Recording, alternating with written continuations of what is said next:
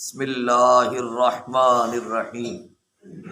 حضرات عزیز وقار، اللہ کے فضل حضور علیہ الصلوۃ والسلام کی نظر رحمت سے مجھے اور آپ کو نماز فجر با جماعت ادا کرنے سے نوازا گیا۔ اللہ کریم ہم سب کی حاضری کو درجہ قبولیت عطا فرمائے۔ آج ہر بندہ دعویٰ کرتا ہے میں عقل مند ہوں، میں سمجھدار ہوں۔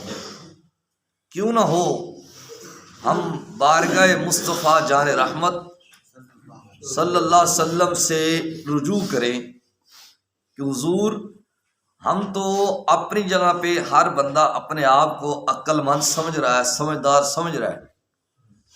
آپ ذرا رہنمائی فرمائیں کہ سمجھدار کون ہوتا ہے؟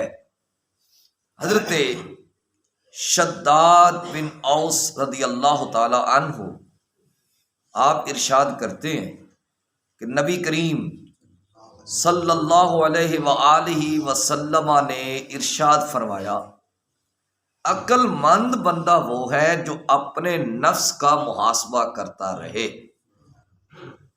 دیکھتا رہے کہ کہیں پہ میں خلاف شرع کام تو نہیں کر رہا، کہیں میں نماز تو نہیں چھوڑ رہا، کہیں میں کسی کے ساتھ ظلم و زیادتی تو نہیں کر رہا، کہیں میں حرام تو نہیں اختیار کر رہا، کہیں میں نے حلال کو چھوڑ تو نہیں دیا۔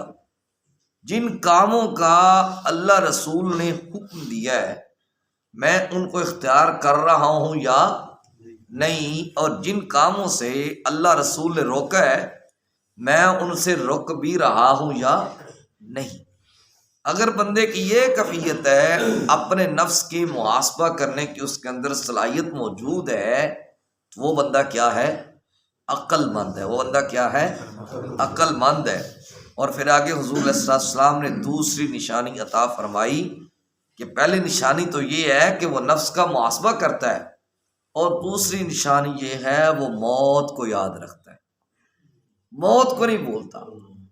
آج میں اور آپ یکے بعد دیگرے جنازے پڑھ بھی رہے ہیں، پڑھا بھی رہے ہیں، اور ہم اسے اپنے ہاتھوں سے قبرستان میں اتار کے بھی آتے ہیں، اس کے اوپر منو مٹی ڈال کے آ جاتے ہیں۔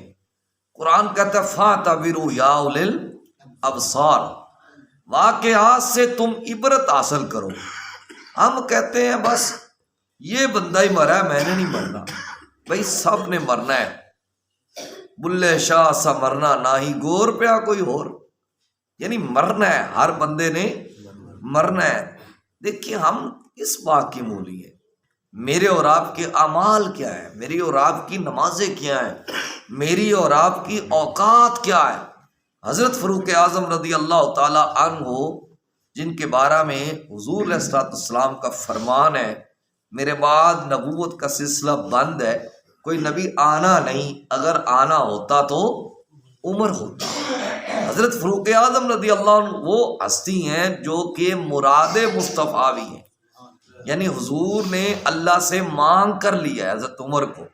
حضرت عمر فاروق رضی اللہ تعالیٰ عنہ کی ہستی وہ ہستی ہے جن کا رستہ دیکھ کے شیطان اپنا رستہ بدل لیتا ہے۔ حضرت فاروق اعظم رضی اللہ عنہ کی وہ ہستی ہے کہ آپ کی مشاورت سے اللہ پاک نے تقریباً 23 مقامات پر قرآن اتار دیا۔ حضرت فاروق اعظم رضی اللہ عنہ کی ہستی وہ ہستی ہے جن کے بارے میں حضور کا فرمان ہے الفرق بین الحق والباطل، میرا عمر حق اور باطل کے درمیان فرق کرنے والا ہے۔ اتنی بڑی شخصیت کا مالک ایک دن اپنے دربار میں بیٹھے، امیر المومنین ہے، یہ ہے ریاست مدینہ۔ آج ہر بندہ ریاست مدینہ کا دعوے دار ہے، میں ریاست مدینہ بنا رہا ہوں، یہ آپ کو بتا رہا ہوں ریاست مدینہ کیا ہے۔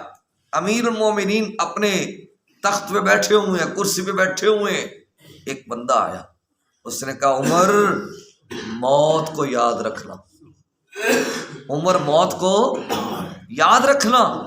حضرت فاروق اعظم رضی اللہ عنہ فرمایا آج کے بعد تیرا وظیفہ مقرر ہے، تو نے روزانہ آ کے مجھے موت یاد دلوائی کرنی۔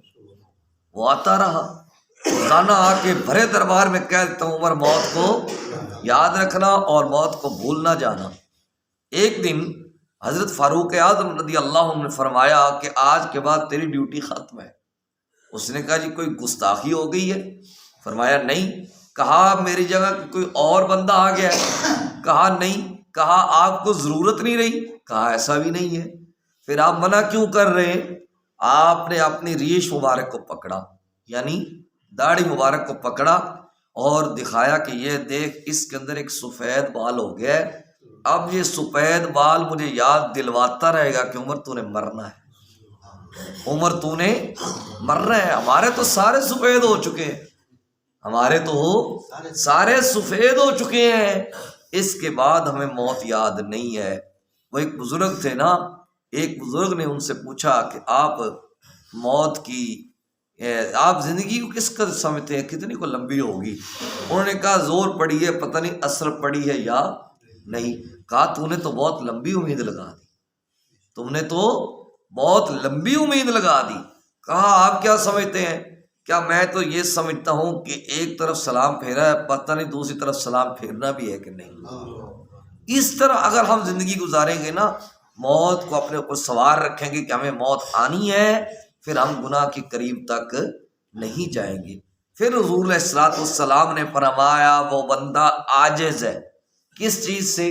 عقل سے، یعنی اس کے پاس عقل نہیں ہے، جو اپنے نفس کا محاسبہ نہیں کرتا، یعنی نفسانی خواہشات کے پیچھے چلتا ہے، پھر اللہ سے اچھی اچھی آرزویں کرتا ہے، اللہ مجھے یہ بھی دے دے، اللہ مجھے رزق بھی دے دے، اللہ مجھے کوٹھی بھی دے دے، میرا کاروبار بھی سیٹ ہو جائے، مجھے عزت بھی مل جائے، مجھے وقار بھی مل جائے، مجھے فلاں بھی مل جائے، اتنا پیسہ مل جائے، اتنی کامیابی مل جائے، پڑھنی نماز بھی نہیں ہے، ٹھیک ہے، یعنی خلاف شرع سارے کام میں نے کرنے ہیں۔ آج تو ماں بھی کہتی بیٹا اب تو سو جا، اذان فجر ہو گئی ہے، جب جگانے کا وقت ہے تب ماں خود سلا رہی ہے، اس سے بڑی بے وقوفی کیا ہو سکتی ہے؟ تو سرکار کے فرمان کے مطابق ایسا بندہ عقل سے عاجز ہے جو نفس کے پیچھے چلے اور آرزویں اچھی اچھی اللہ سے کرے، یعنی اللہ کی مانتا نہیں ہے اور کہتا ہے اللہ میری مانتا رہے، نہیں، پہلے تو رب کی مان، پھر وہ تیری مانے گا، پھر وہ تیری مانے گا۔ پہلے گن شکر سی ریا سب مندا، ہن گن شکر دی پیا رب مندا۔ پہلے گن شکر سی ریا سب مندا، ہن گن شکر دی پیا رب مندا۔ جب بندہ اللہ اللہ کرتا ہے، بندہ اپنی زندگی کو اللہ رسول کے تقاضوں کے مطابق گزارتا ہے، بندہ فرائض کی ادائیگی کرنے کے بعد جب نوافل کی ادائیگی کرتا ہے، بندہ اللہ کی طرح قریب ہو جاتا ہے۔ اللہ فرماتا ہے میں اس کے ہاتھ بن جاتا ہوں، میں اس کے پاؤں بن جاتا ہوں، میں اس کی آنکھیں بن جاتا ہوں، میں اس کے کان بن جاتا ہوں، میں اس کی زبان بن جاتا ہوں۔ اللہ تو ان چیزوں سے پاک ہے۔ مطلب کیا کہ جب بندہ چھوتا ہے، اس کا چھونے کے اندر اتنے جلال ہوتا ہے، اتنی قوت ہوتی ہے کہ اللہ کی طاقت محسوس ہوتی ہے۔ جب وہ بولتا ہے تو اس کی زبان سے اندر کی اتنی طاقت ہوتی ہے، جو وہ کہہ دیتا ہے وہ ہو جاتا ہے۔ جب وہ چلتا ہے وہ اتنی وقار سے چلتا ہے، اتنی عزت سے چلتا ہے کہ اس کے پاؤں کے اندر اللہ کی طاقت سرایت کر جاتی ہے، اس کے کانوں کے اندر اللہ کی طاقت سرایت کر جاتی ہے، اور اس میں بڑی بے شمار مثالیں۔ پھر وہ مقام آتا ہے، اللہ فرماتا ہے میرے بندے اب تو مانگتا چلا جا، میں تیری جھولی کو بھرتا چلا جاؤں، اب تو جو کہتا چلا جا وہ ہو جائے گا۔ پھر ایسا مقام آتا ہے یا ایتھا النفس المطمئنہ، اے نفس مطمئنہ ارجع، لوٹا، الی ربے کی، اپنے رب کی طرف، راضیۃ مرضیہ، وہ تجھ پہ راضی ہو گیا تو اس پہ راضی ہو جا، وہ تجھ پہ راضی ہو گیا تو اس پہ راضی ہو جا۔ کیسا مقام ہے کہ جب بندہ اللہ کی مانتا ہے، پھر وقت آتا ہے اللہ فرماتا ہے میرے بندے اب راضی ہو جا، میرے بندے اب تو راضی ہو جا، فادخلی فی عبادی، آ میرے بندوں میں داخل ہو جا۔ اس کا مطلب ہے بندہ بننا مشکل بڑا ہے، کوئی آسان کام نہیں ہے۔ آج ہر بندہ دعویٰ کرتا ہے میں بھی اللہ کا بندہ ہوں، میں بھی اللہ کا بندہ ہوں، لیکن اللہ کے نزدیک بندہ وہ ہے جو اس کی مانے گا، کیونکہ بندے کا معنی ہی غلام ہے۔ جب ہم ہیں ہی غلام، پھر میری اور آپ کی اوقات کیا ہے؟ دعویٰ غلامی کا، پڑھنی نماز کوئی نہیں، دعویٰ غلامی کا، کرنے ظلم و زیادتی ہیں، دعویٰ غلامی کا زندگی کو بے لگام ہو کے گزارنا ہے، دعویٰ غلامی کا حرام کھانا ہے، دعویٰ غلامی کا حلال نہیں اختیار کرنا، دعویٰ غلامی کا لوگوں کے ساتھ ناانصافی کرنی ہے، دعویٰ غلامی کا ناپ تول میں کمی کرنی ہے۔ کیسے ہم غلام ہیں، کیسے ہم بندے ہیں؟ اس لیے بندہ بننا کوئی آسان کام نہیں ہے، بہت مشکل کام ہے۔